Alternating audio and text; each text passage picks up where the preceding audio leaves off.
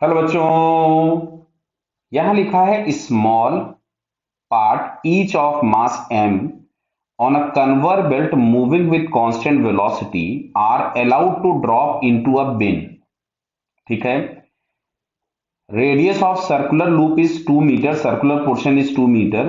The static coefficient friction between the parts and the belt mu is 1। if the part sliding start sliding when angle makes 37, find the velocity of the conveyor belt। Clear. तो सबसे पहले तो हम इसका यहीं पे free body diagram बनाते हैं। तो यहां कहीं पे बटा लग रहा होगा नीचे आपके पास mg, इधर की तरफ में कहीं लग रहा होगा नॉर्मल रिएक्शन, और इसकी टेंडेंसी स्लिपिंग की डाउनवर्ड है, तो जो फ्रिक्शन एक्ट हो रहा होगा वो टेंजेंशियली इधर एक्ट हो रहा होगा फ्रिक्शन।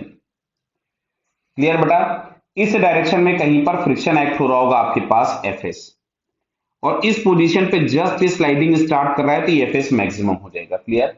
अच्छा, ये वाला एंगल हो जाएगा अल्फा। क्लियर। तो यहां से अगर हम mg के कंपोनेंट करेंगे तो सेंटर की तरफ में जो कंपोनेंट आ रहा है that is mg cos alpha, और यहां पे जो टेंजेंशियल mg का कंपोनेंट आएगा ये mg sin अल्फा। क्लियर है क्या।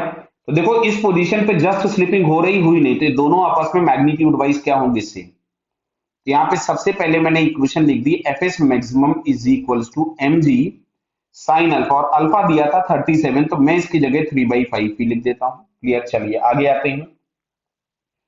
सेंटर की तरफ जो फोर्स लग रहा है that is mg cos alpha minus n is equals to mv square by R. Clear है। तो अब यहां से हम लोग इसकी वैल्यू लिख लेते हैं। mg m दिया है, देखते चलो। अच्छा, mg cos अल्फा यानी हमारे पास हो गया 4/5 minus n is equals to M V square by R, और आर बराबर दिया था 2 मीटर, देखिए दिया हुआ है 2 मीटर। क्लियर। हमने आर की जगह 2 रख दिया, तो यहां से n इज इक्वल्स टू हमारे पास आ जाता है, इसको हम कैंसिल कर दें क्या g को, या पड़ा रहने दीजिए। ये हमारे पास आ रहा है 4mg/5 माइनस mv²/2, ये n आ गया। अब सुनो, ये जो हम लोगों ने Fs मैक्सिमम लिख रखा था, Fs मैक्सिमम को हम लोग लिख सकते थे mu into n is equals to 3mg/5। अच्छा, म्यू बराबर दिया था 1, n की मैं वैल्यू पुट कर देता हूं जो अभी अभी हम लोगों ने निकाली। कितनी आ रही है 4mg/5 बराबर है माइनस mv²/r जो था इज इक्वल्स टू 3mg/5।